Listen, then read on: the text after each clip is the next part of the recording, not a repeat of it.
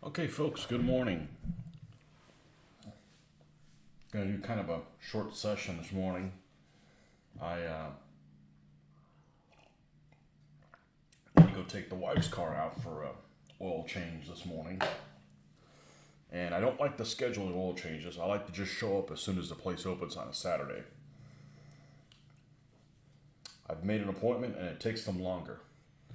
So you just have to show up at the butt crack of dawn, which really isn't the butt crack of dawn. So we should be able to be on here for about maybe an hour and a half, maybe not that short. So we're going to start things off with something that I have in my possession and other folks across the big ocean wanted to take a look at. I have some figures by, they were combat miniatures when I got them, that's what they were called. And they're by my favorite sculptor of all time, even to this day, Dave Alsop. And they are some Japanese. And some folks in Australia wanted to take a look at what they look like. And I figured, well, I'll work them into my next video. And I may take some stills, but I am a terrible picture taker. And the reason I'm a terrible picture taker, I just can't come to grasp with the whole focus thing. I've tried. I just don't want to put enough time into it, into learning how to do it better. Just like some people don't want to spend 4 hours on a figure painting them. They just want to dip them. I just want to take like 4 or 5 pictures and post the best of those. So I'm pretty sure that this video is going to be better than anything I can do picture-wise. I'm okay taking picture of one figure, but when you have 4 of them in a row, a couple of them are out of focus, and hey, I can't be good at everything, so I'm gonna leave the photography for other folks. Now, there's one thing that doesn't belong in here, and this is this cute little Hago.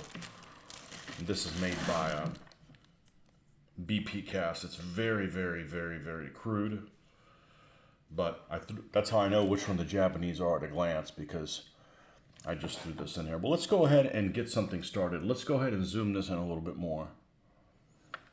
And if you're not interested in this, I apologize. This is only going to take probably 15, 20 minutes, the beginning of the session, but it's easier to work it in here now. Hopefully you're not allergic to a blue background, but I think it kind of helps putting everything kind of into perspective. Yeah, this is this little Hago. At some point I will paint this and it'll turn out good enough, but there's better things out there. I think Cromwell made some. I'm a big fan of Cromwell stuff, if you can get your hands on them. But it's kind of crude, cute little tank. So these figures, these combat miniatures as they were sold here in the United States, got me into doing 20mm scale. I'm going to try to organize these guys by, and there's about 30 of them, and by what they're equipped with while I'm just rambling off here. So just please excuse me, but I got these. There was a store about 2 hours away that we used to travel to in the early '90s, and called Emperor's Outpost in Tampa, and we were just at that point. The only thing I was doing was 1/2400 scale ships, mainly by GHQ. They carry them, and we'd go down there and sometimes take a trip. And I encountered these figures on one of my trips down there and just fell in love with them. And the sculpting style, just the uniqueness of them. Every figure was different, which is something I value highly, because in my skirmish type games, I have all of my guys named, and it is very handy to have them all different, because that way you can put a face on a pose, so to speak. So I encountered these figures while I was down there, fell in love with them, decided to do some World War II skirmish. There wasn't really any rules out there that really grabbed my fancy, so we started working on our own rules, which went nowhere, mainly because I did not have I was a very slow painter. I still am, but I did not have a local person that I could play consistently on a certain night of the week to work on them, and it just never, nothing really came of it, and played a few games and so forth, but I did encounter the Face of Battle rules when they came out around 2002, and that's kind of what I went with because it was really close to what we were trying to develop. Okay, I think we're ready now. Ready to show you what we've got here. And I'm gonna have to struggle because I'm really bad at putting things upside down. So this should be in focus. Hopefully, let's wake this thing up. And yeah, I'm a terrible picture taker. I'm not good. I know how to frame things. It's the focus issue. Okay, let's start off with the guys laying down. Okay, these are all, I don't think a single one of these figures was repeated. 1, 2, 3, 4, 5, 6, 7, 8, 9, 10, 11, 12, 13, 14, 15, 16, 17, 18, 19, 20, 21, 22, 23, 24, 25. 25 figures. All right, let's start with the guys that are laying down. Let's see if we can get it even closer than that. You can really see the individually. Now, some of these figures, I'm not really interested in the Pacific Theater. I have almost all of the figures by this manufacturer except for the Marines. It just doesn't really interest me, the Marines. Sorry. If you're a Marine veteran, I apologize. They just don't really interest me. With, basically the Marines show up. You got some Japanese that are holed up in an island with not a whole lot of mobility and stuff, and it just doesn't interest me. It just seems a little one-sided.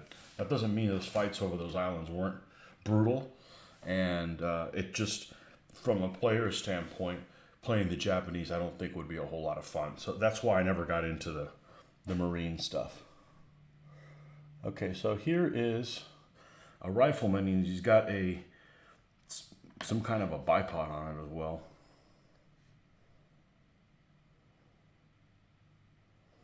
You know what I'm going to do? I'm going to do something. I'm going to do something that, let's see if I can get away with this, to help me out. To help me out, to help you guys out.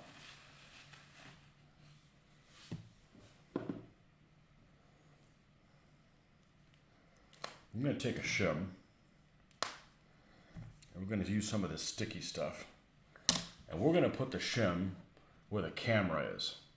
Let me zoom out a little bit, just a little bit, because I don't have a producer.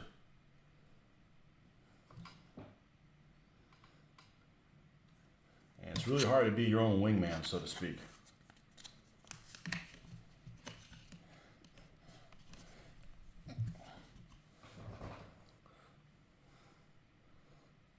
I'll zoom out a little bit. And then let's get that camera in center view. Okay. So if I put the guy on there, you guys should be able to see him okay. Okay, perfect. And I'll even go one step further.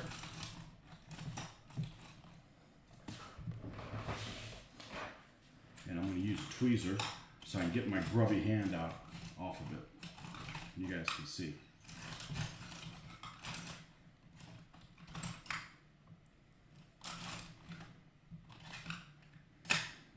No, I want to use the one that's self-locking.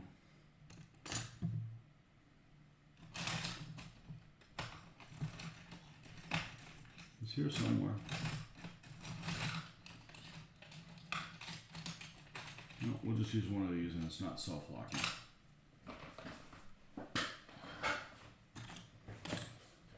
All right.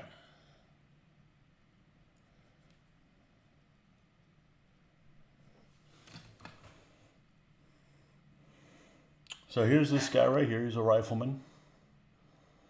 He's got let's tinker with the brightness. And that's autofocus. What's this one do? Extra delay. Let's bump the brightness down.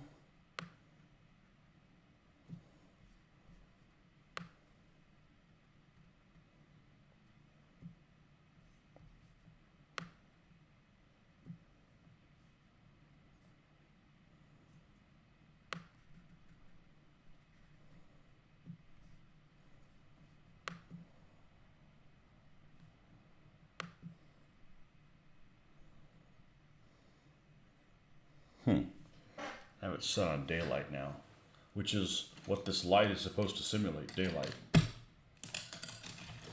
All right, let's try this again. Just a regular rifleman. Has a little bit of a base. Can't really see his face, but he does have the little bolts around his helmet. Okay.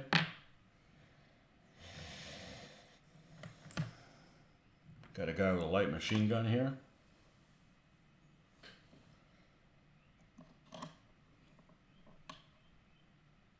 It's one of those light machine guns with a banana clip, and it maybe hasn't jammed yet. Those things were really prone to jamming.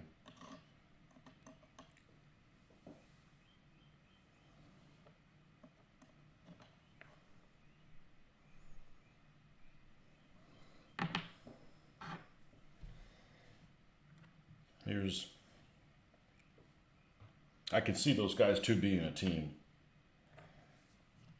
Here's a standing light machine gunner.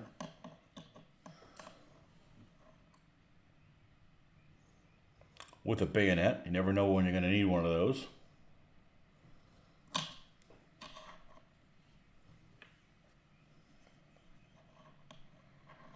Now my only gripe with these figures, other than they're not really readily available anymore, is that the metal is a little on the soft side. Almost looks like an American Civil War dude. Well, not when you paint him in the colors he's supposed to be. He's got an open mouth, which happens to a lot of these figures.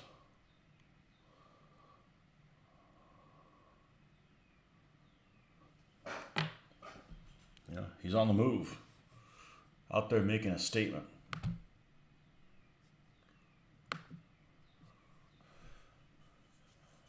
I finally got the KVs, absolutely. Absolutely. All right, what else we got here? We got another guy here that's...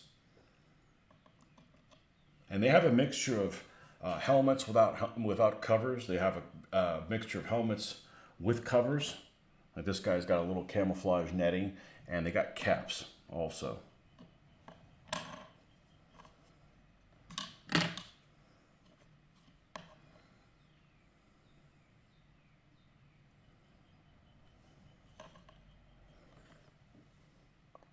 There we go. Really good face. And I'm not sure when these were sculpted. Late 80s, maybe?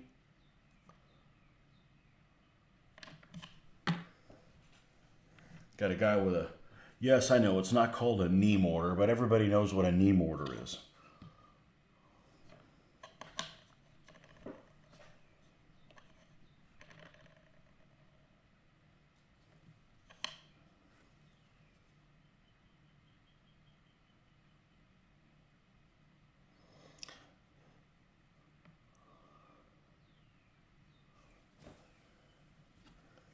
These are 20mm combat miniatures Japanese.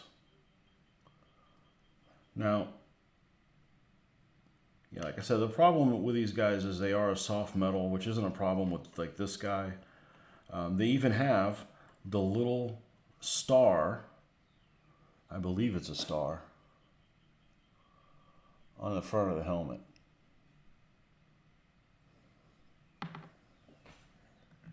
And here's another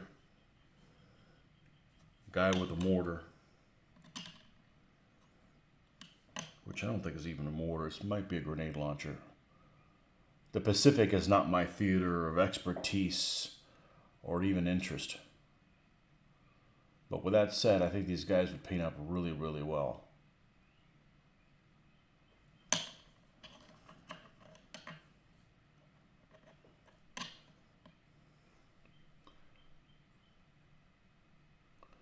Hey Nordic, man, time for you to go to sleep. So yeah, like I said, this is, I woke up and there was a conversation going on one of the sites I subscribed to. It's an Australian site, and they were talking about all these figures that they got in, but from the old combat miniature range. But he didn't have the Japanese. I said, well, I have them, so let me put them at the forefront of the programming.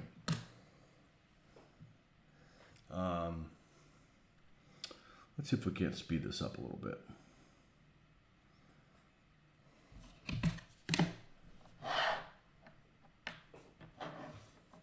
Oh, it's going to be backwards, isn't it?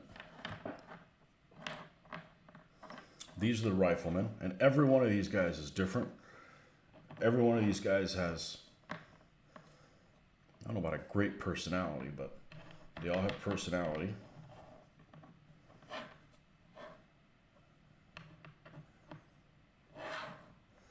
And some of them, like this guy here, his rifle broke off, and I'm sure I could probably fix it. Sleep is for the old and weak. I'm not a fan of sleep myself. It's kind of a waste of time. We all have to do it, but you can't get any painting done in your sleep.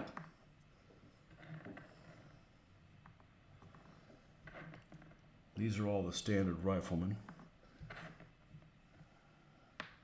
It looks like 3 guys are missing their rifles, and here they are up here. I'll have to find a way to fix them, but we're going to be painting all the other figures before we worry about them.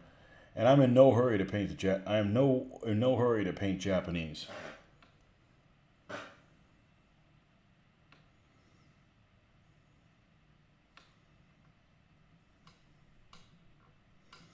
Every one of these guys are different.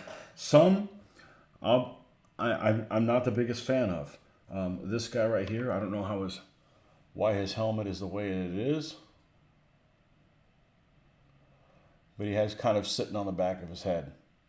Almost doesn't even look like a combat figures guy. Generally, the way I can take combat figures, if I really like their faces. If I really like their faces, I know it's Dave Alsop's work. You know, this guy's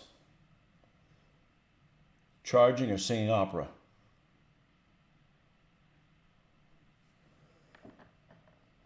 And they had these in the store, and well, not necessarily the Japanese. I think I ordered these directly from the distributor that had them here at the U.S. at the time. But all my Germans and actually the Soviet figures aren't great. They're a little bland, but the Brits and the Germans are spectacular, and the Americans too.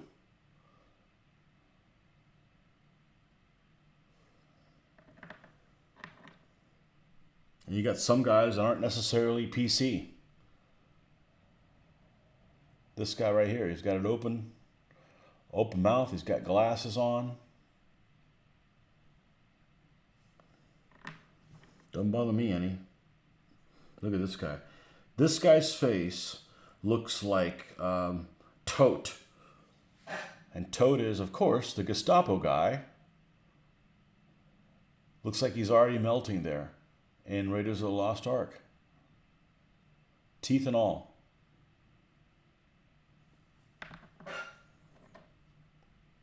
It's the exception, the guys that have a really creative face like that. Look at this guy with a grenade. And they all have different equipment. It's not like they have the same pack in the same place in the same spot. You know, they're all different. This guy almost is an American Civil War pose.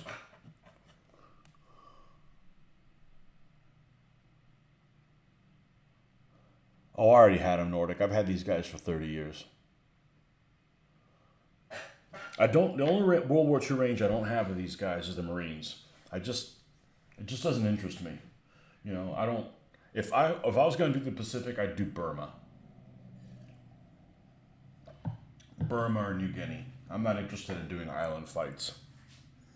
You know, where one side has, you know, naval support and the 16-inch gun variety. It's just a little much. Okay, so that's pretty much the highlights of the rifleman. And then we've got what I like to call the character packs, although technically all of these guys are characters.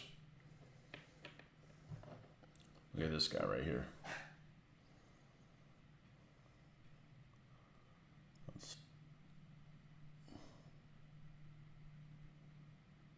He's got glasses. I see a tooth or two, and he is angry.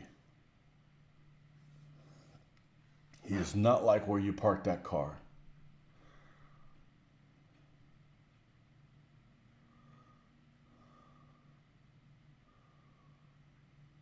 I don't know if you could make figures like this and people wouldn't come unglued.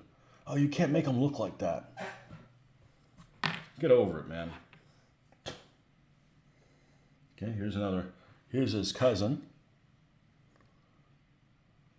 Look, they're like the same stature as most of the other figures. It's not like they made them short or anything.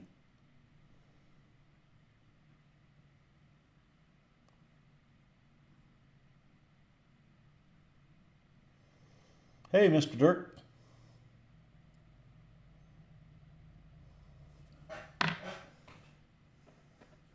This guy's particularly cool.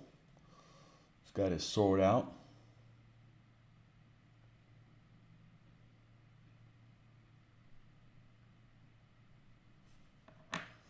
You remember that saying, huh? Make them look like the Simpsons.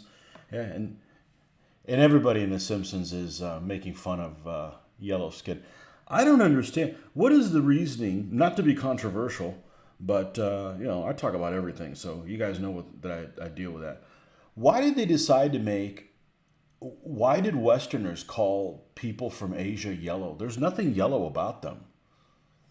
It just doesn't make any sense.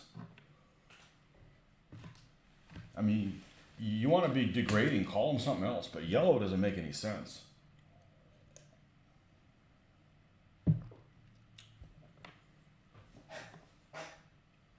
Look at this guy. This guy's awesome.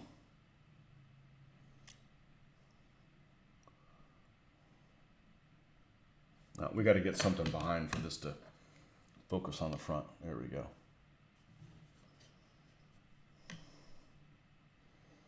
The bugler.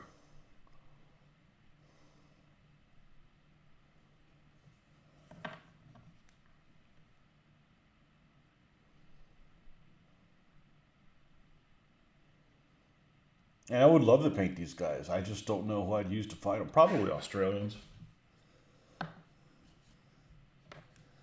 And last but not least, the flag bearer.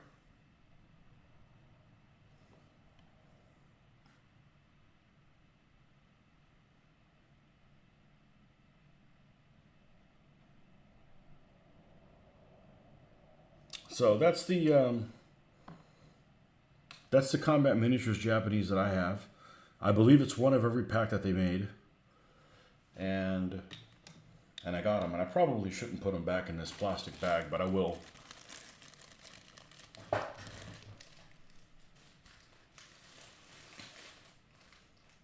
Yeah, and somehow we have a flying insect here, which is extremely unusual in this house.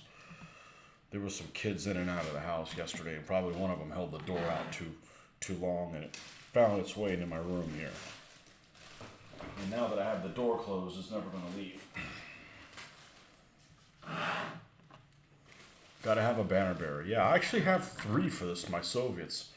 But I have a lot more Soviet figures than 35. Probably have closer to like 80. Anyways, that's the Japanese. So we're only going to be able to be on here like another hour. So I don't want to go back to working on the house because I'm not going to be able to make some reasonable progress on it. Let's zoom this out a little bit and at least show you where we are house-wise. We are going to intend on working this later on today.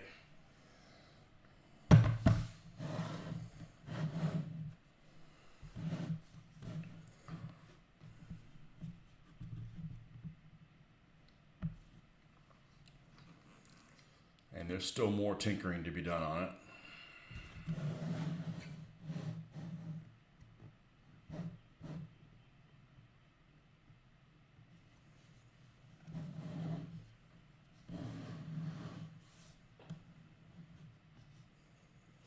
The frames that are around the white part of the window frame is going to stay like that.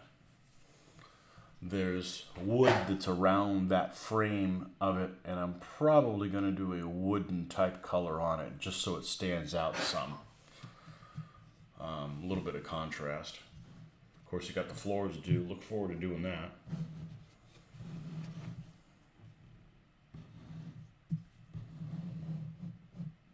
And this light is weird. The contrast color you can see between the small house and the main one is actually not as noticeable as it looks there. Not that it looks bad, it just seems pretty contrasting.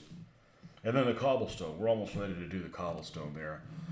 It's going to be kind of a brown-based type cobblestone for the most part.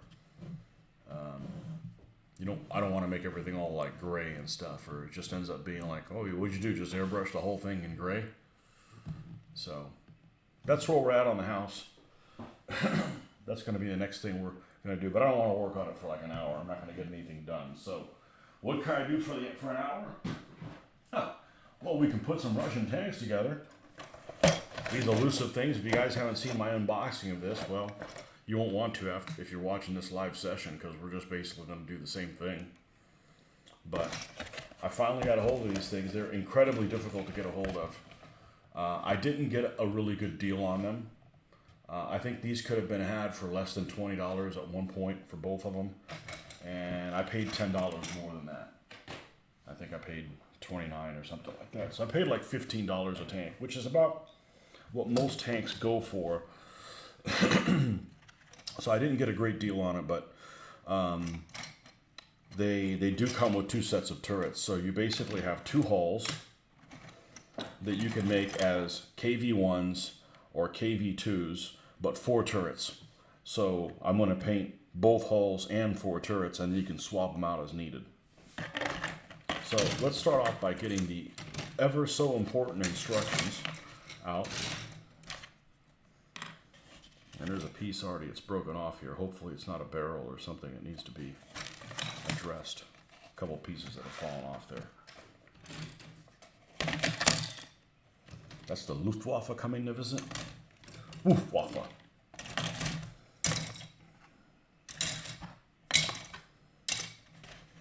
I mentioned this before. One of the appeals, I think, for a lot of people for the Germans is their uniforms. Their uniforms, there's no doubt about it. They were rat bastards, but they had cool uniforms. Except I am not a fan of the tanker's uniform or the Luftwaffe uniform. I don't like the whole double-breasted thing. It looks weird. But so here's the instruction thing. And here's the other part. I guess you should do this one first. So that's what we're going to do. Let's put these guys together. That should give us enough time. And we can talk about whatever in the meantime. Let's get a new cardboard that's not distracting.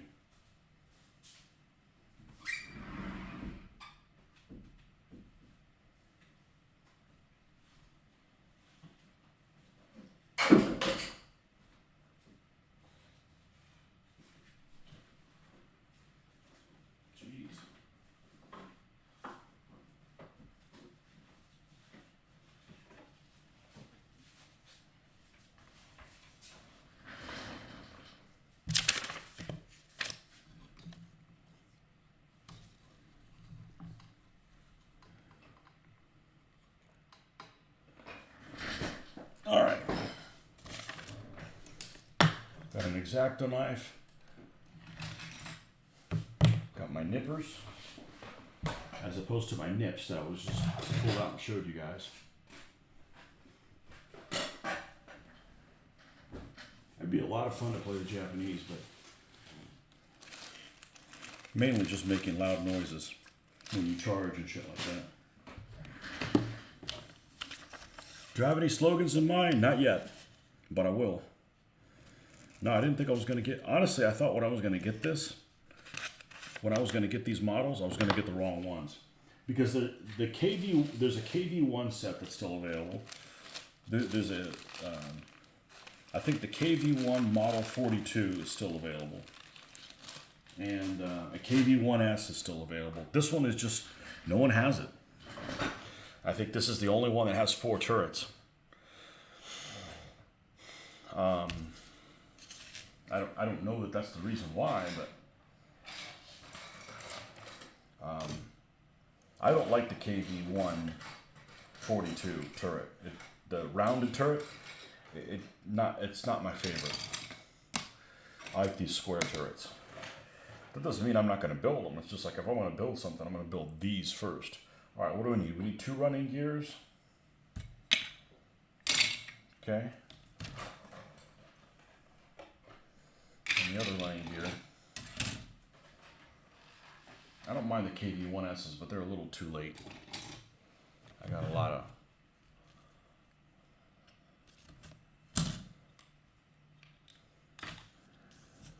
of early war stuff that doesn't really work well with that. All right, so we've got the suspension here.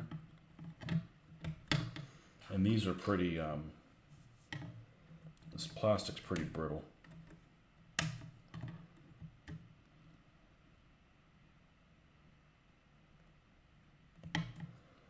I think actually, I was thinking this was actually, Pegasus was Russian, but I think they're actually Chinese. But the S models are better quality models than these. But this plastic looks really crappy, but it really isn't. It's just the color of it.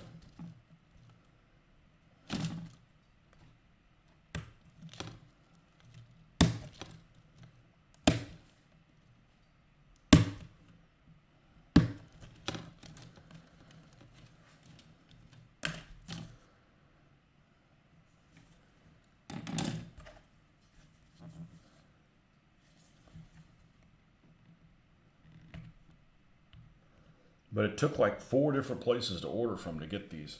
The only reason I decided to do these is it was through an Amazon seller.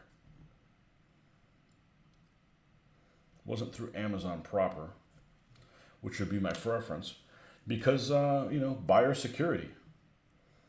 I didn't think it was a big deal, but man, I went through a huge hassle when I ended up making that order from this company that I think was out of business. But yet they still took my money, and it took like a couple months. I had to call in the wife to get it resolved. I'm like, yeah, we're not doing that again. That was a pain in the ass.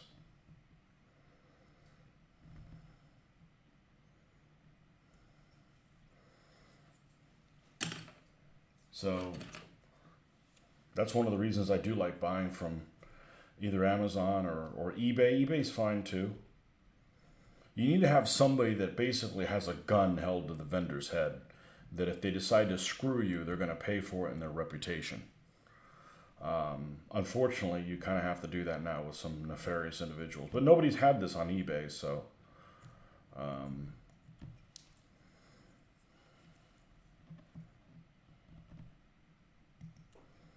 I'm actually surprised that I got my hands on this thing.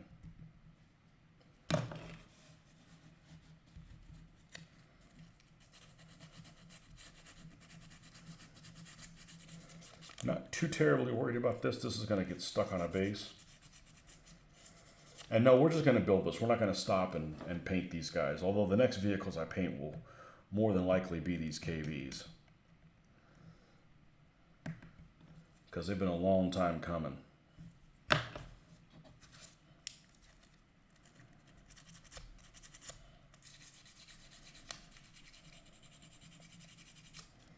Now these models do not come with any decals. They do not come with any crew figures. So if that's important to you, well, these probably aren't the right ones for you. But they do come with 2 models in each one. Almost all the Pegasus kits, except like they make like a, what's that late war tank? A Pershing. They make a Pershing that's only 1 in each tank. And maybe some of the odder things like a mouse. They make a mouse. I don't know why, but they do. I think that one may only be one in the case. But the King Tigers, the JSs that they make, all the Soviet vehicles they have, those are all 2 in each one. 2 for the same price.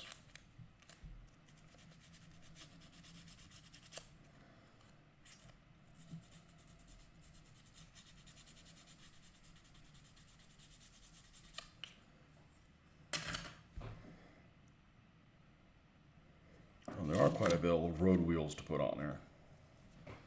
Okay. How many on each side? 1, 2, 3, 4, 5, 6. 1, 2, 3, 4, 5, 6, 7, 8, 9, 10, 11, 12. Okay, so it's all 12 of those. This is actually a lot of things to assemble on one of these for their models. I'm surprised. Let's pop those things off.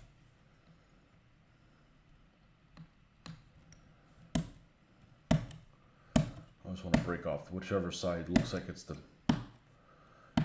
most easily damaged.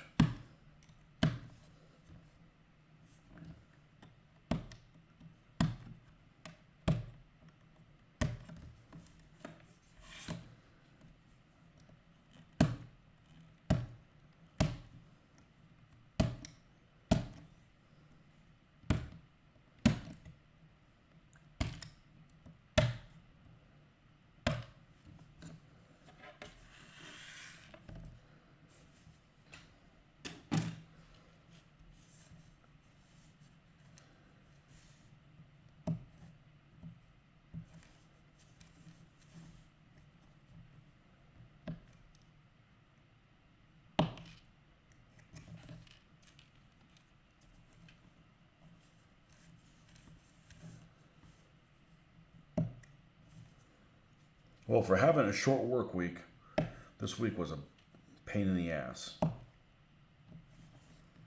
So I'm glad the weekend got here. Couldn't get here soon enough.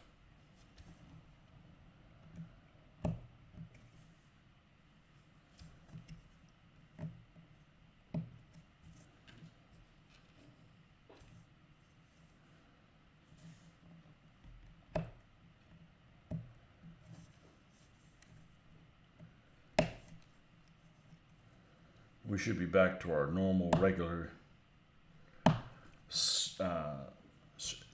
scheduled session length tomorrow morning.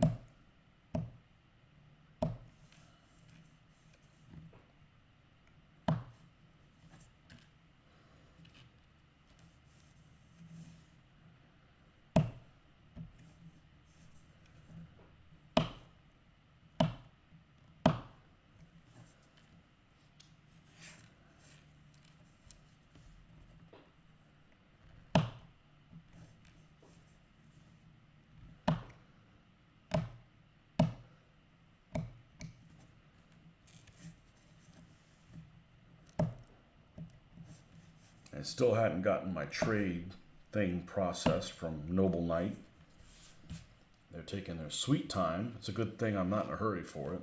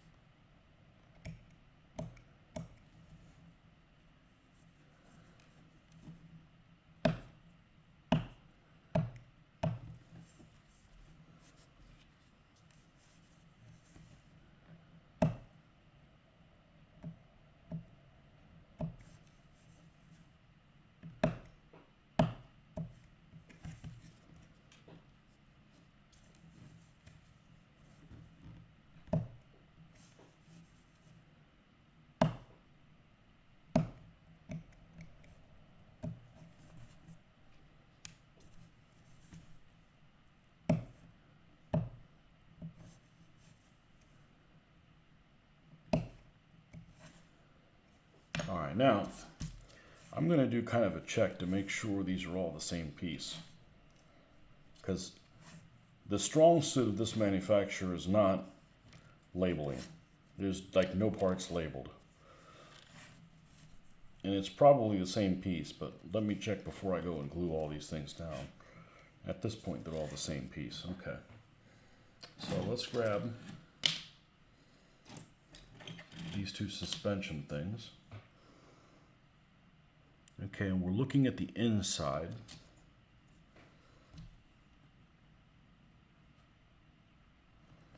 One of these is the sprocket.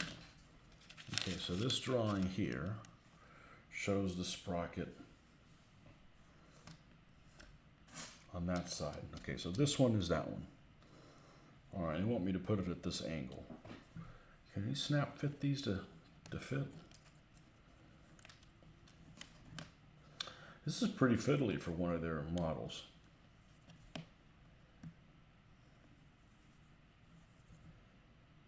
Okay, so how do I keep it from putting it at a weird angle? I just kind of have to wing it.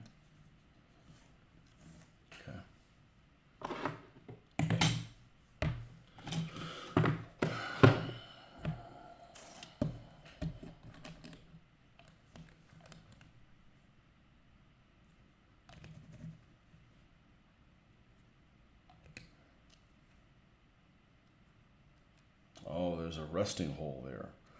Okay, so now are all these pieces the same then? They may not be.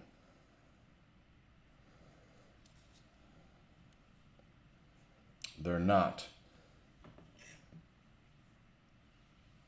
So I want all of these to put on this side because it has the little hole, the little guide hole that fits into there. So those are for the other side. I suspected as much. That's also for the other side. This one goes over here. This one goes over here. I'm sure a lot of people got that wrong when they put this thing together.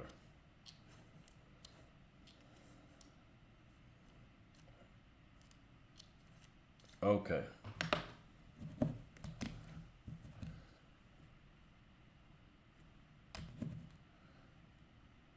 There's no piece parts on here.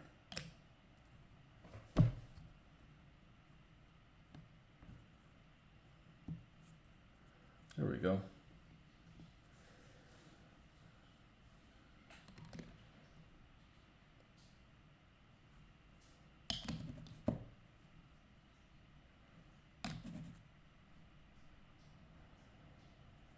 Actually got a hankering the other day to do an aircraft model, but that's going to be really easy to resist.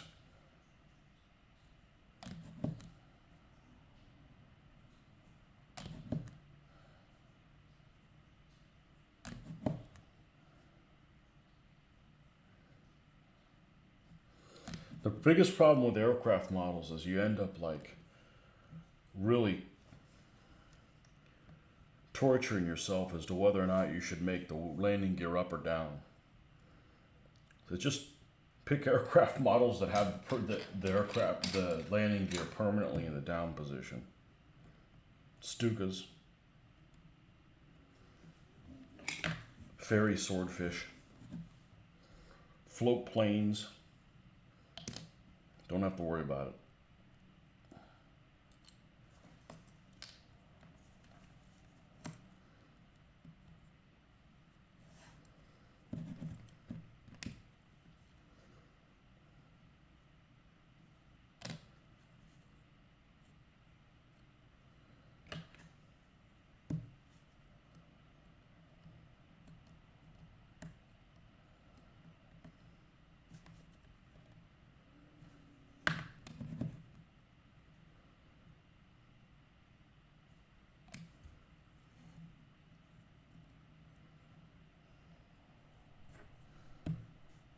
I'm gonna leave this one off.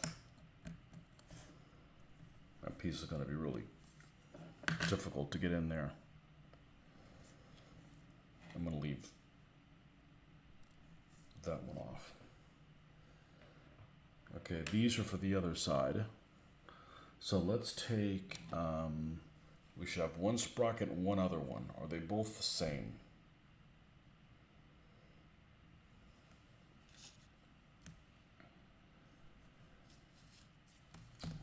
These are the idler is the same.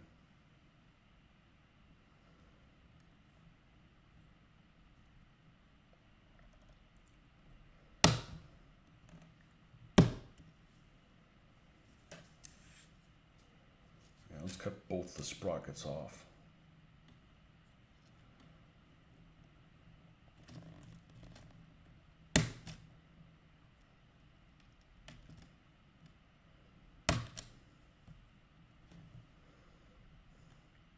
We'll see which one fits in there better. And I'm probably going to do one with the hatches open, one with the hatches closed.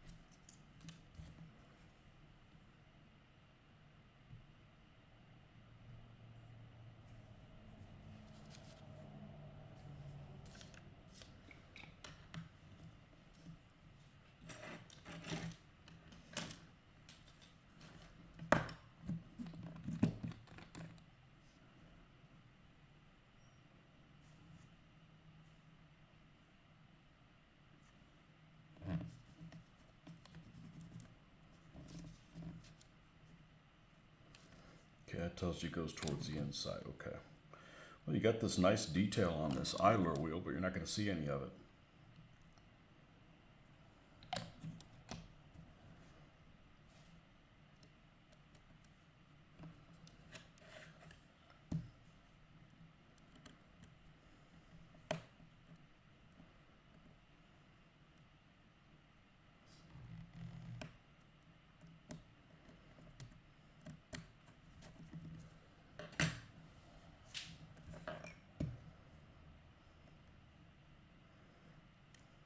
It's got a little notch. I don't see how it's sitting in there though. Should be like that.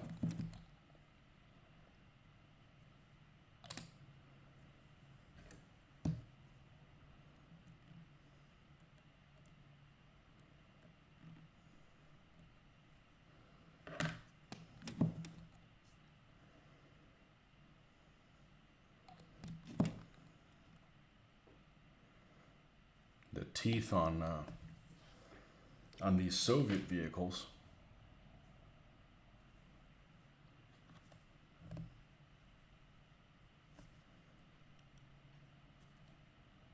Yeah, I believe it's this one.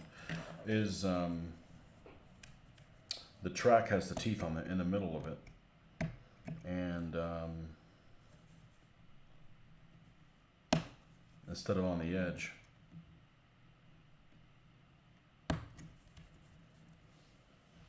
It seems like a better design.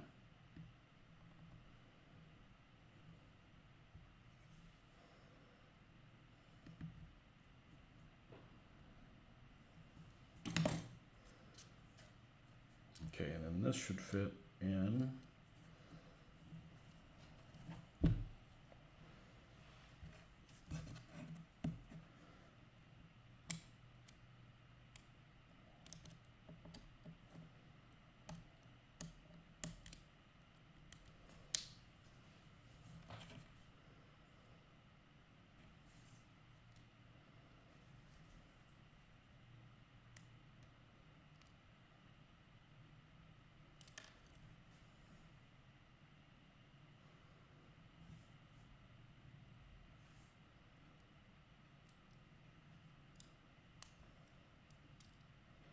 Doesn't seem to fit in there. And the other piece,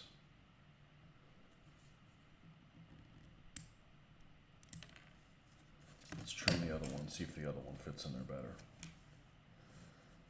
So it's a good idea to test fit things before. Save you a lot of trouble correcting stuff. That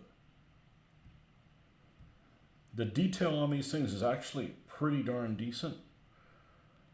Despite what the plastic looks like, these are actually pretty good, and plastic makes it look like it's like some dollar store type thing. But they really do have good detail on them.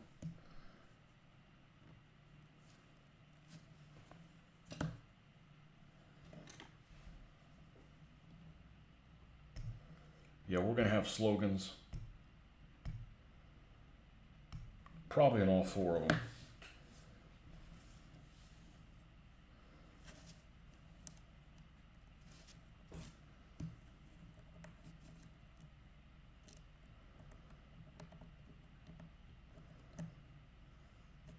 Yeah, it fits like okay here. I think this is where it needs to be, not down. The other one just wasn't fitting in there. Okay.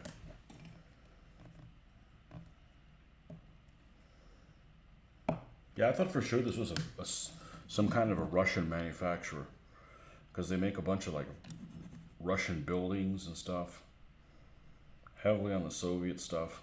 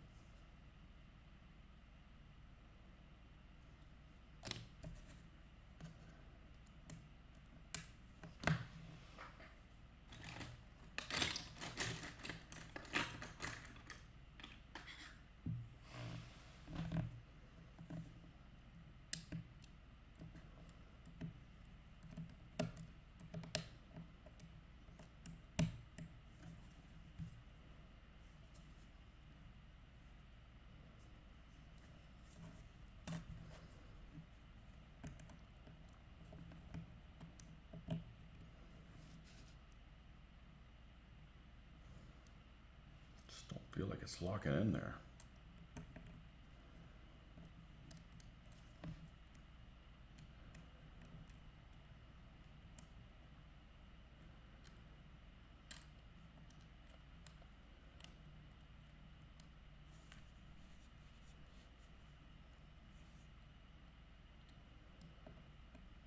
Maybe it's like that. Yeah, I see the bolts. Maybe that's how it is.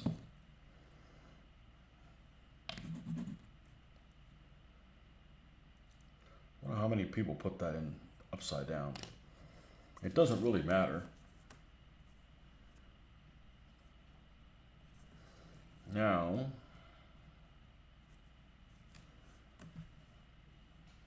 one of these is different.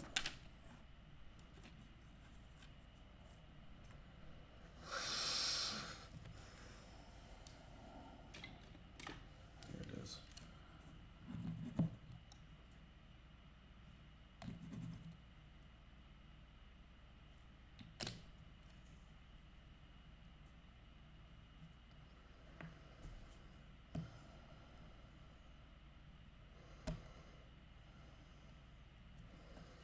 Okay, this side is complete. I'll do the same thing on the other side.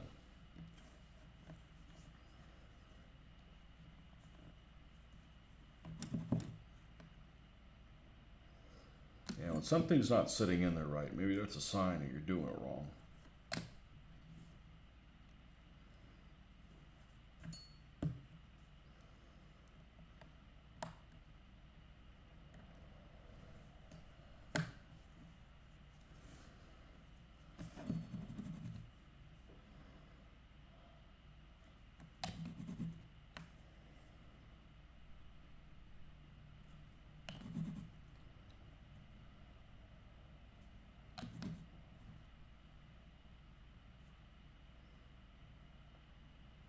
I know this was a pain in the butt to find a model of one of these.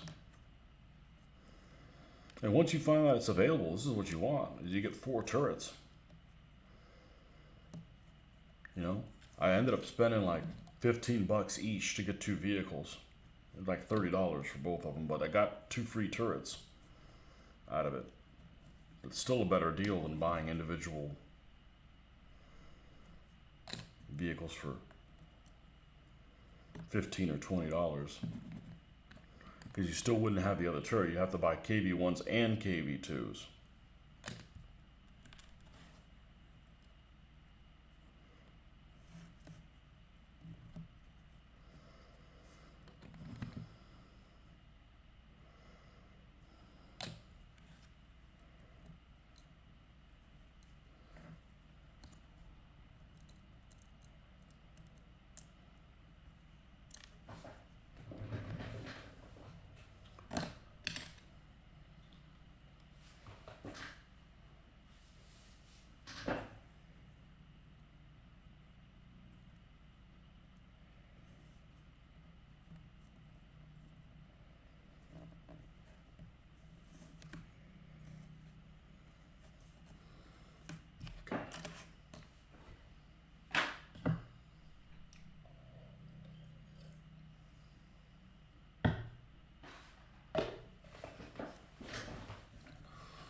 All right. So that's done.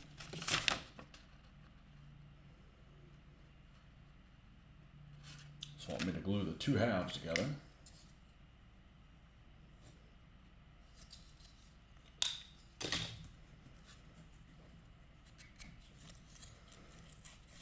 This stuff is super slippery. Super slooper? Yes, that too.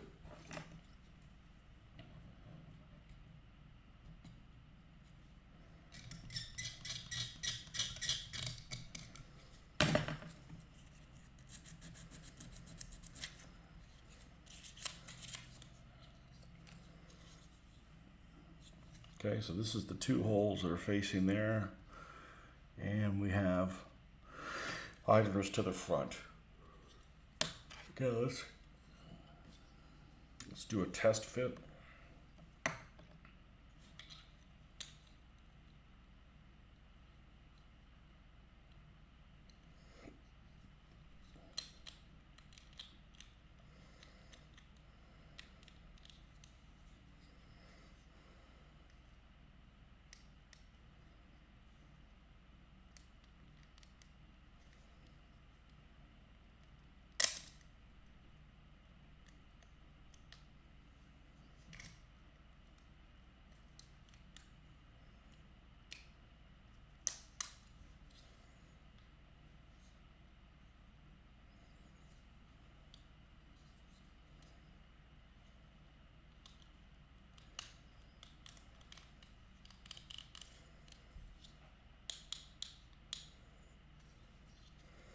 I'm probably actually not going to glue this. Yeah, maybe I will. I can get to anything I can reach. Let's just make sure it fits in there correctly before we go and have to tinker with something. Been pretty good at not getting my fingerprint on any of these things. I used to not be so good at that as a kid. With this weld cement, you end up getting your fingerprint on stuff.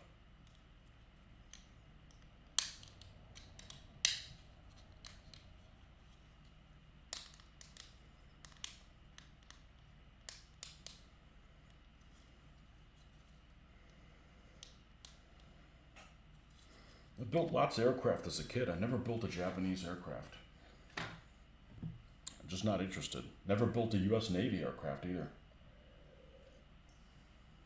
I can't be into everything.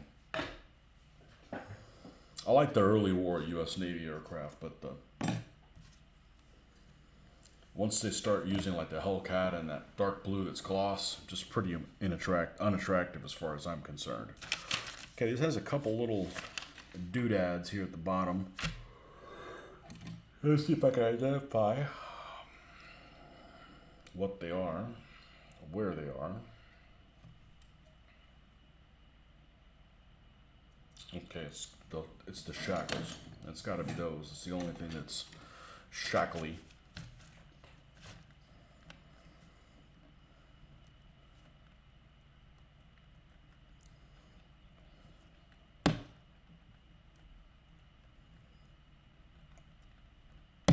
Would be cool to get those old model kits that I used to have as a kid, the same one, and then build them in a modern fashion. They're just rebranded Airfix kits.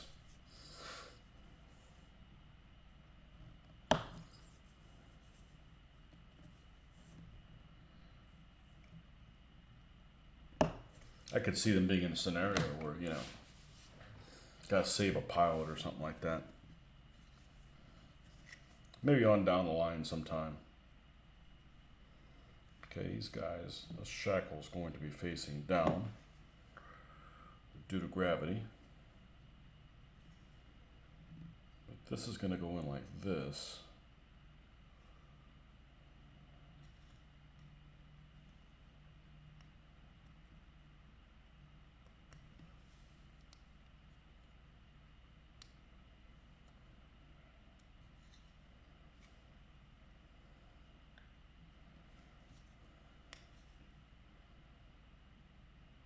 It's almost like it needs to be up. If that's the case, then this one needs to be here.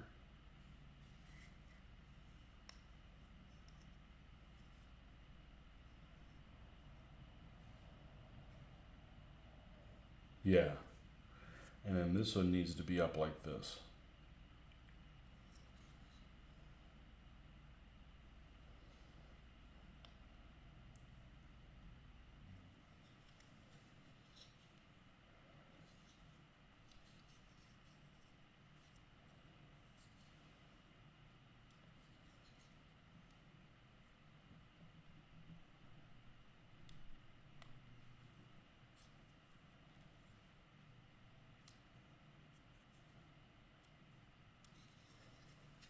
Okay, so that's really good detail. And the fit isn't bad on them either. Just the labeling is, and the instructions are a little left to be left to be desired.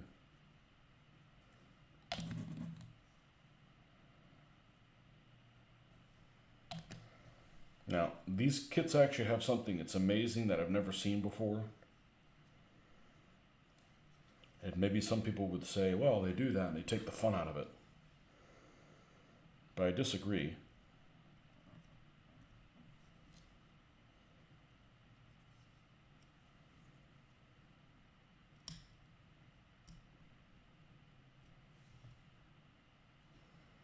Okay, so actually covers up that hole pretty nicely. And that is, this KV2 turret, for instance, is all one piece. It's not four sides you have to glue together. That's unbelievable.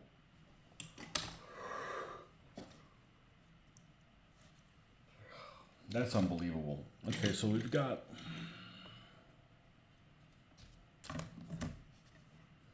I think that's what I'm going to do for while I'm waiting on my car to get, or my wife's car, really to have the oil change done. I'm going to do some research on these KVs and which ones had the applique armor, because I don't necessarily trust what I find on these instructions.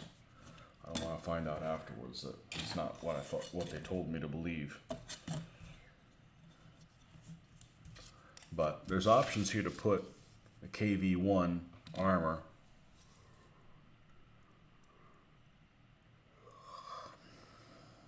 If I want to make them both KV2s, I don't want to necessarily put that plate on there. So I may end up not putting that plate on there so that it's accurate for both of them. This should just fit right in place. Almost no glue needed.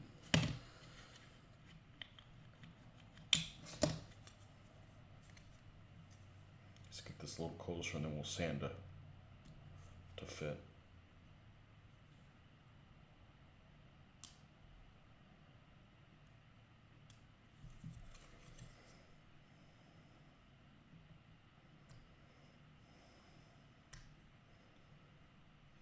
Never built any Russian aircraft. Just the kits weren't readily available.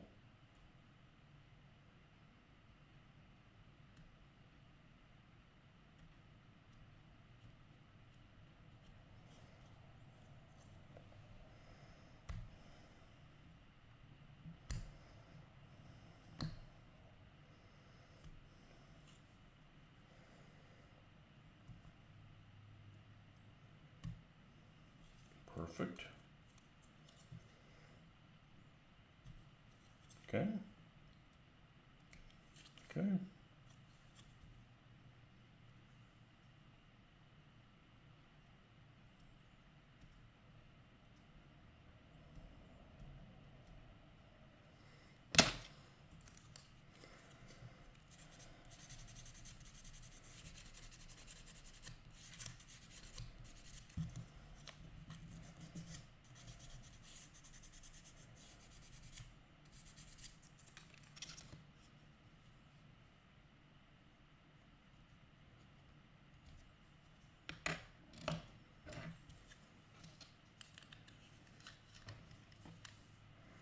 There's this butt piece on here. And it has the shackles already molded on there. Perfect.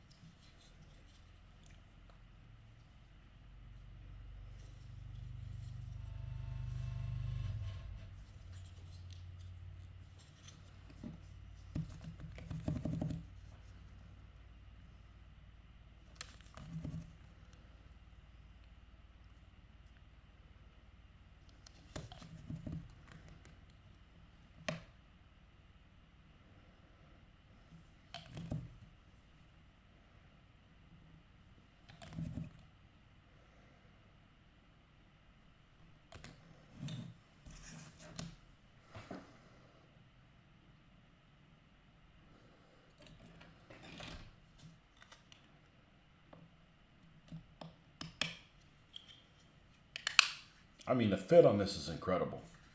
I haven't even glued this, and there's like no gap. It's just kind of extremes. Like the plastic is very slippery. It makes it look like it's very garbage. The detail on it is actually very good. The instructions are terrible. The pieces are brittle, but they go together incredible. It's just kind of like a mixture of things. They're very good.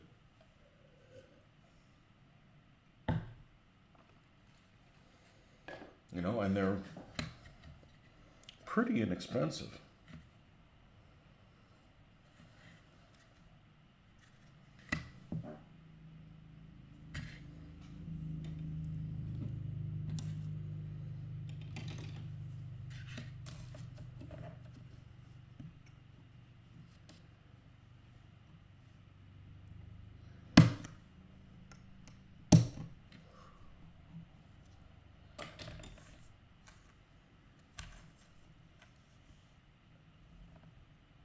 Now, the problem these vehicles are going to have, in particular the KV2, is turret rotation. The KV2 was notorious for having such a slow turning turret that if it was on any kind of an incline,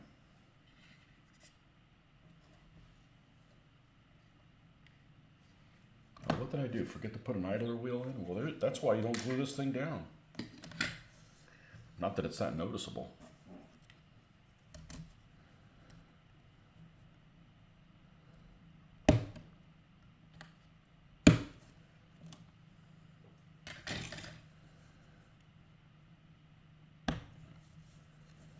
This models also go together really, really well. Maybe that's a Chinese thing. The Chinese things go together almost without glue.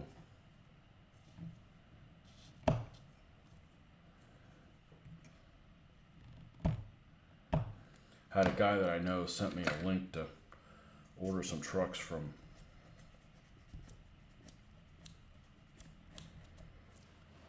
a company called, it wasn't Alibaba. It was a something or another. And it was like a Chinese eBay. And I'm not concerned about getting a Chinese kit because they're garbage, because they're not. I am concerned about, them directly having access to funds that I can be, falsely charged for, and there's no recourse.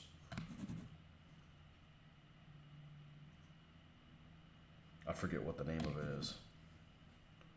I don't think it's Alibaba. Alibaba is their web service thing. It's something else. And I'm like, yeah. I should not have glued that one down. I should have put this one down first. Easy fix.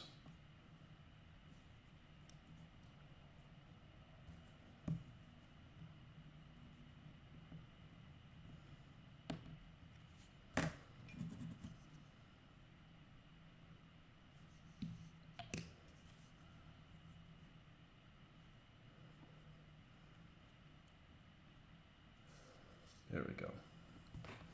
Now we can go back to where we were. I think it's AliExpress. I think is what it is. Are any of you guys having success with that?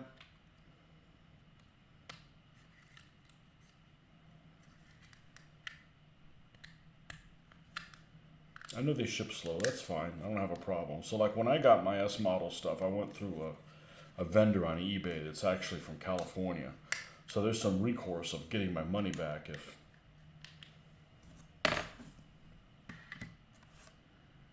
something were to go sideways.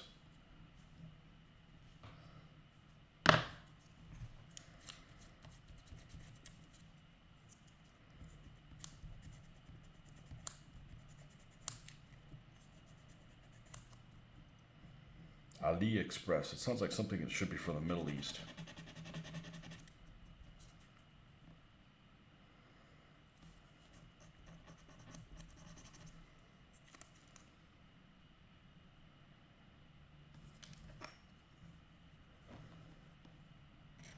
I'm actually leave that panel line on there because it signifies the difference between the two sides that opens and closes.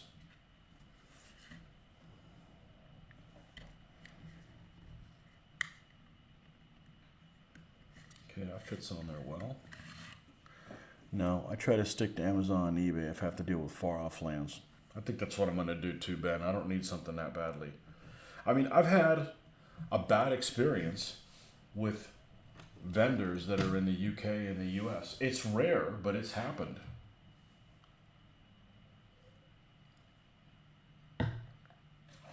One that's still not resolved.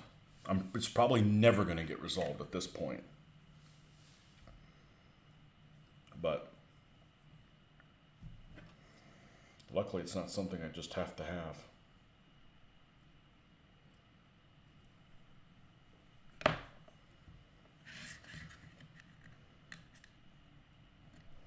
It's okay, we're not going to have this individual represent everybody in the UK.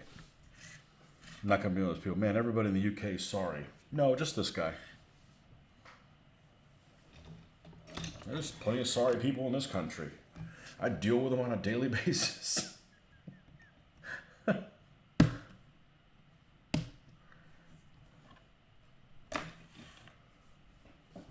it's a bit dodgy. Oh, I like that word. Having a marketplace named after a character most associated with a gang of thieves. Yeah. Well, here's the thing. There's lots of respectable people in China. Okay? I don't know who they are, but I'm sure there's, plenty of respectable people. And they might even want to do the right thing. But if, I can just see their government going in there and saying, no, you're going to steal this money from these folks. Like, well, we don't want to do that. They don't, the poor people don't have a choice. It's not like, Chinese people evil. It's the no. They got this overarching government that's going to tell them what to do. You think they're from Ireland? Have you had bad experience with Irish people? I haven't. I mean, they're just a bunch of drunks, but other than that, I don't have a problem with them. The Irish are historically my people's allies. You know, we just gave them some rum and they were happy. We could have them do their bidding. They would do our bidding.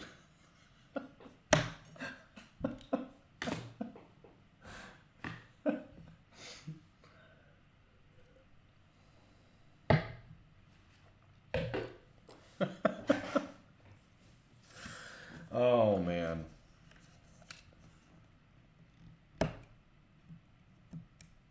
There's an article somebody had, I want to say it was on Facebook, and it came out a couple years ago. And this guy had made, and you can look it up. You probably, I'm going to guess, Ben, you've probably already seen it. You mean that Matt company? Yeah, they just, if I was a real dick, I could make all kinds of bad videos, bad mouthing them, and it would cost them, just give me the stuff, but it's just not worth my time, but I'm going to keep hounding them. I don't like putting, negative videos out on the internet because then I'm on trial. And I'm like, dude, I just wanted my stuff. Why can't they do that? It's a small business and, whatever. I said, just communicate.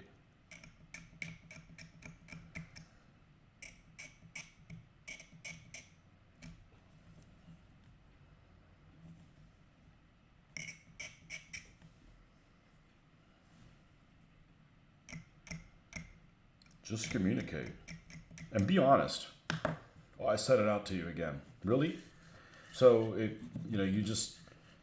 I didn't get it, and you didn't provide me shipping information, and you're just haphazardly going to send out another one. I'd be pissed if you legitimately sent it out and I didn't get it. I would be pissed as the sender. That just doesn't sound like somebody who's pissed reaction, Oh, I'm sorry. Let me break it down to you. I would be very cross.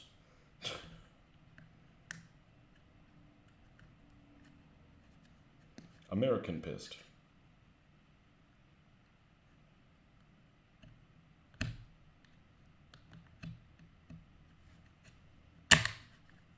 Really? All right.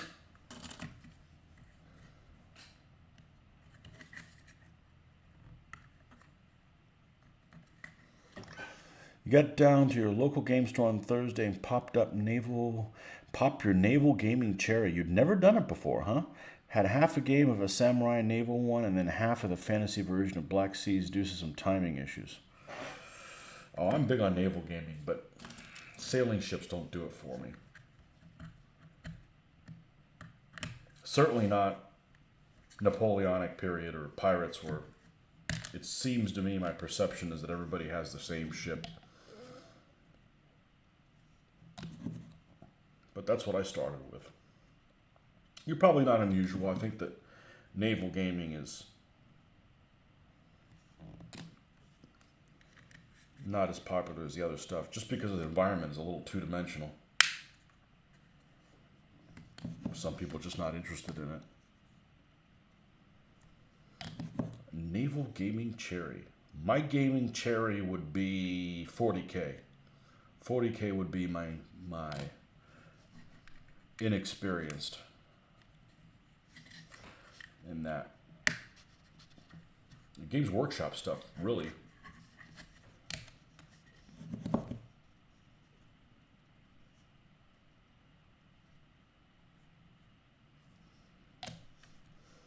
I always get a kick out of when I hear adults. I'm playing my first World War II game. I'm like, what the hell have you been playing? You're just now getting into World War II? Come on, man. What have you been doing?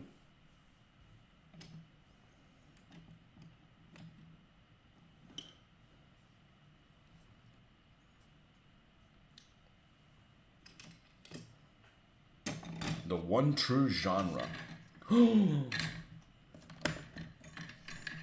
For me, it is.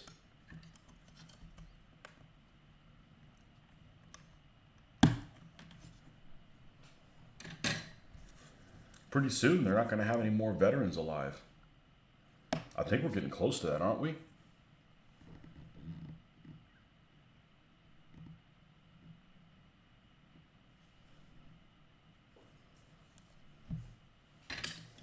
I used to talk to them relatively frequently when I worked at the hobby store. I would encounter some. The thing is they're, you know, their only really experiences with the little piece of the pie they got to see. Sometimes you as an outsider actually know more about the conflict than they do as a whole.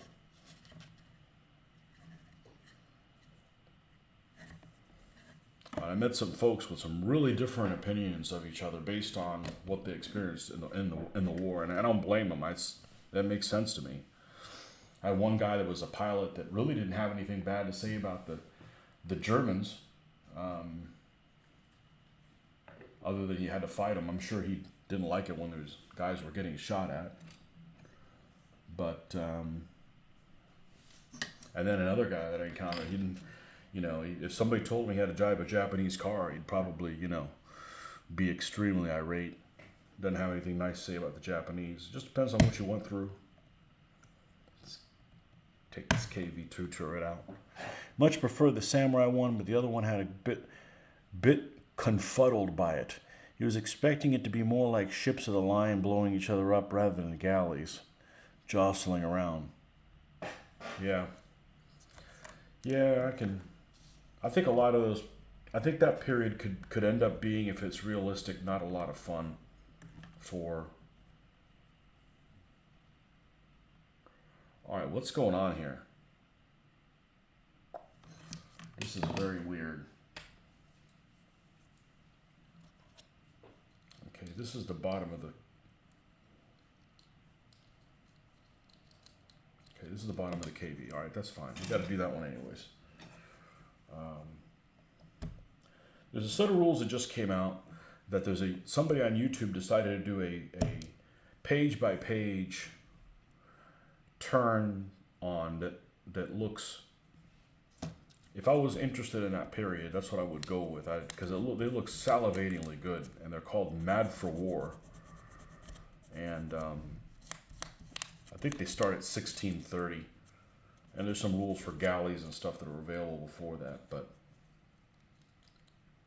the author of those rules has some gorgeous pictures that he posts, just unbelievably gorgeous pictures that he posts of his miniatures. It's fully, the book is just beautiful,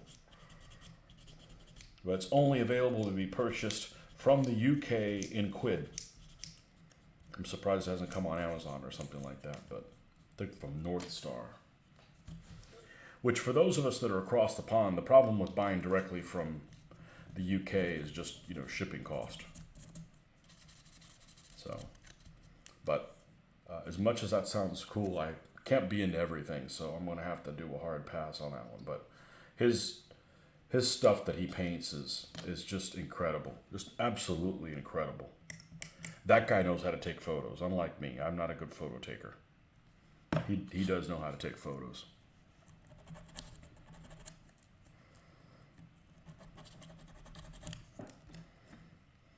I don't know if the game would be right down my alley or anything, but the problem with a lot of those games is that if you've got ships that fire on a broadside only or limited angle, unless there's a point where you can fire during the middle of the movement, you could be outside of your arc, move through it and your target is within it, but at the end of the turn, you're outside of it again, so those ships don't get to fire. And that doesn't make a very good game.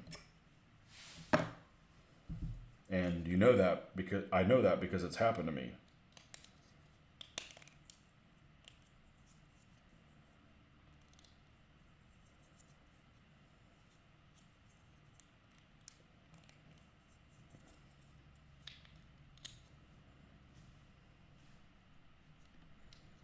Why this isn't sitting flush here.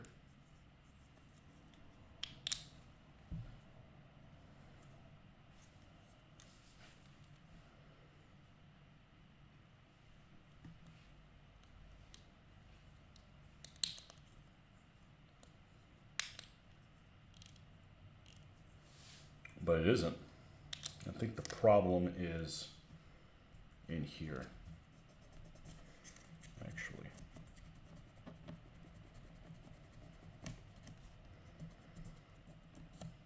"20 years ago, I wouldn't do this. It's just like, fit it in there, glue it, done." So I like working on this stuff when I'm not in a hurry. It takes as long as it's going to take. I think it's hitting here and not allowing that to push in. Okay, well, if that's the case, we're going to take this.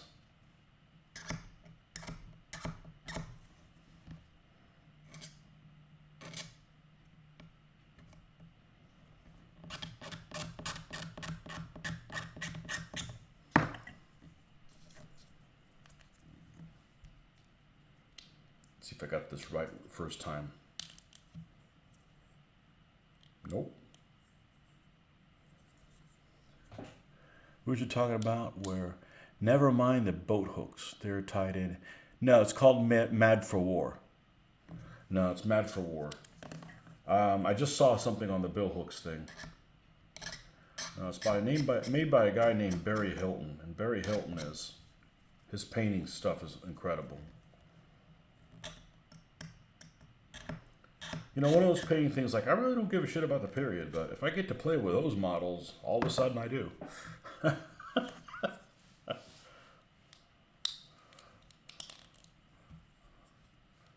Yeah, what is that? Well, it's nothing that rubber bands can't solve, but it's just a little annoying that that's even happening. Well, regardless, you're going to have this turret on the back, the gun mount. Let's take both of these out. One's for the front, one's for the back.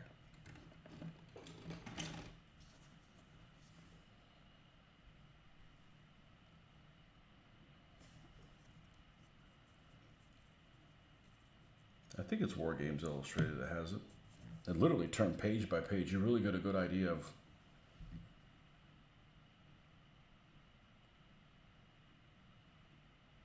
what the rules look like.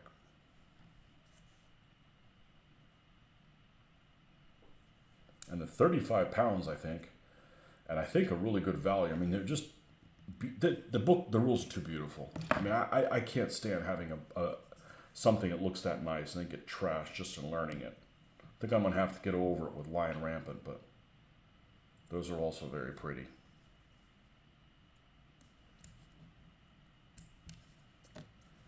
But I won't be painting anything for Lion Rampant. I'm just going to use whatever I have.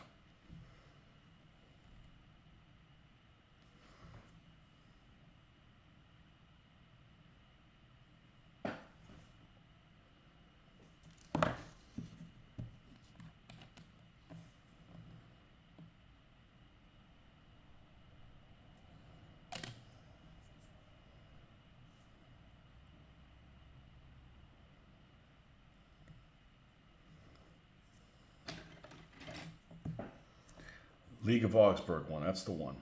It's beautiful. Yeah.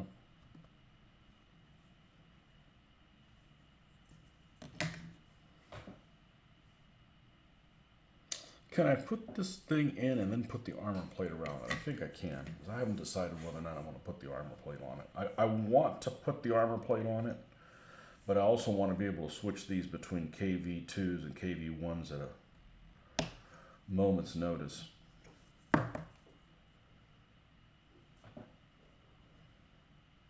Machine gun goes here.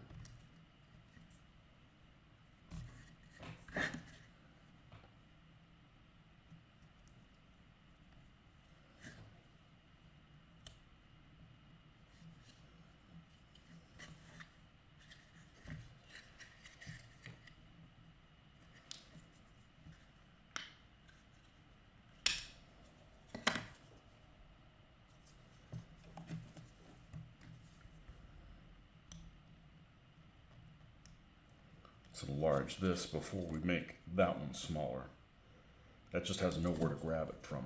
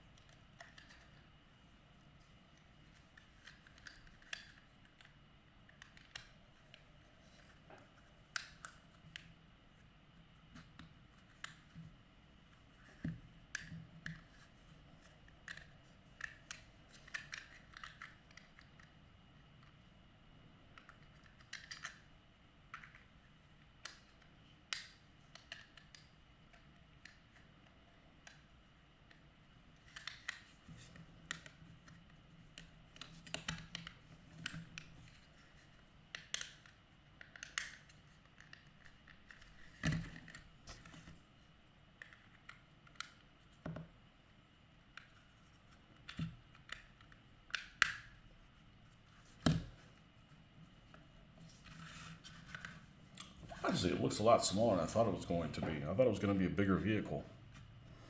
And it is 1/72nd scale. Supposedly.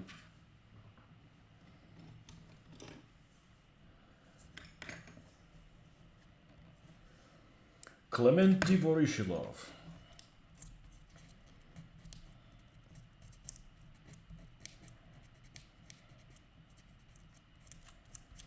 Three-man turret for the KV-1. I don't know what the KV-2 is. Probably more than 3. All right, that cannon.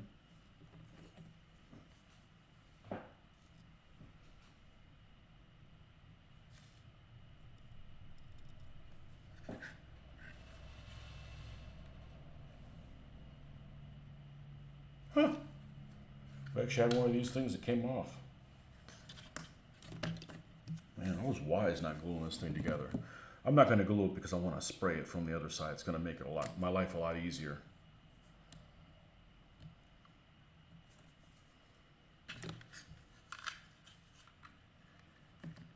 I don't know if this is as beginner of a model as it might look like it is. I mean, it's certainly something I can handle, but this might be the shorter 76mm gun.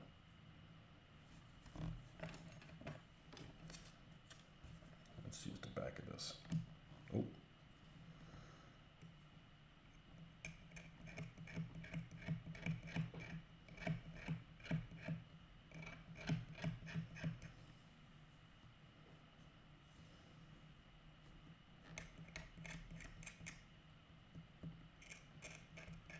And the 1939 version of this tank did not have a whole machine gun. Still a deadly beast. Jacques, welcome.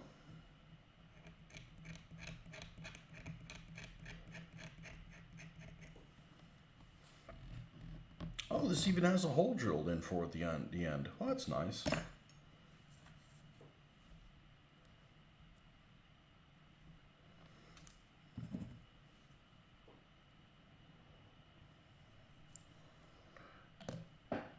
Jacques Slabert.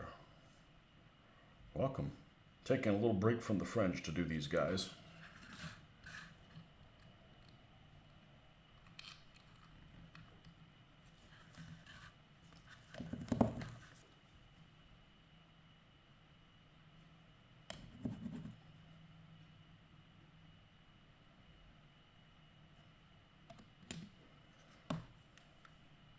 The mainland French, as opposed to the island French.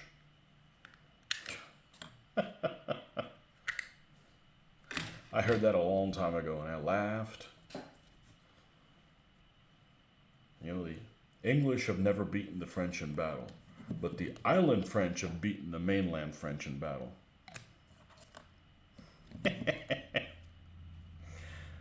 Oh, man.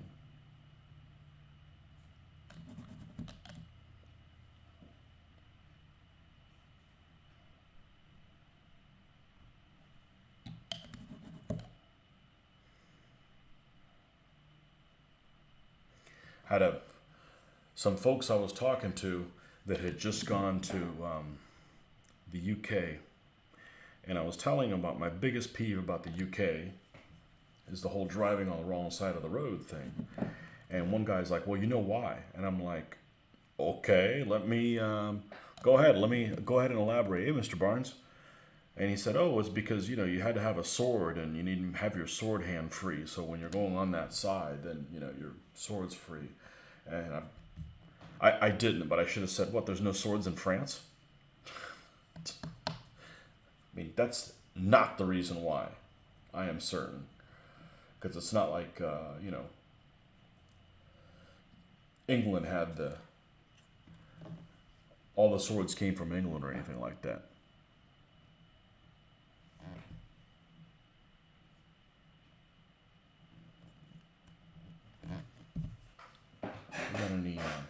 But I just kept my mouth shut because I'm a history person and they're not. They're just a common citizen that isn't interested in interesting things.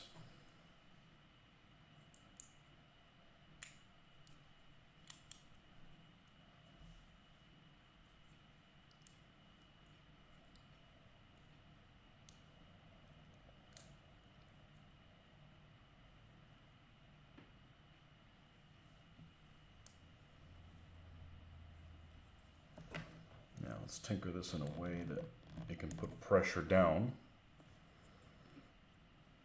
on this and help seal this up. And we're going to have to call this session a close because I got to go get in line for the oil change.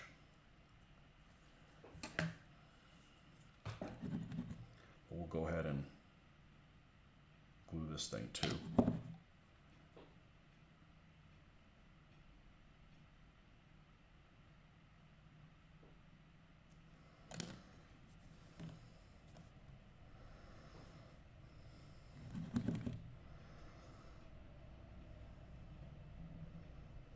And when we know we're going to be back for a reasonable amount of time, we'll come back to do work on the French house. This is just kind of a side thing that I'm doing now because, well, I honestly wasn't going to be able to make much progress in just a little bit of time. By the time I got rolling, it'd be time to leave, so.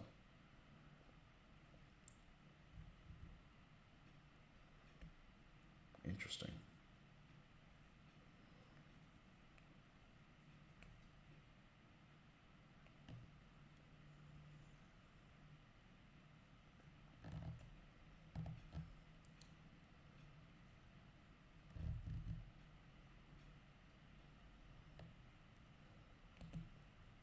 Good Lord, that was difficult to get in there.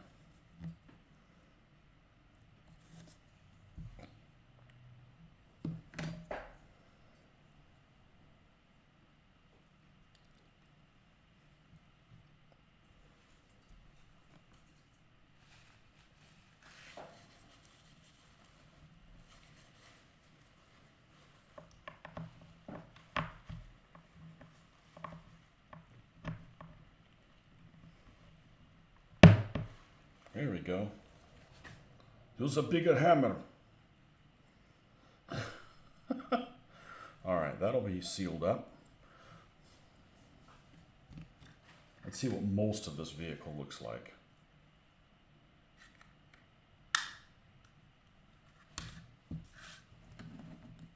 It's just not that big. I thought it was bigger. Dimensionally larger.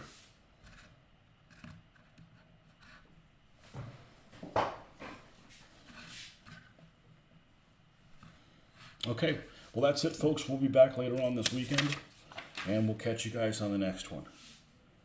Thanks for coming by.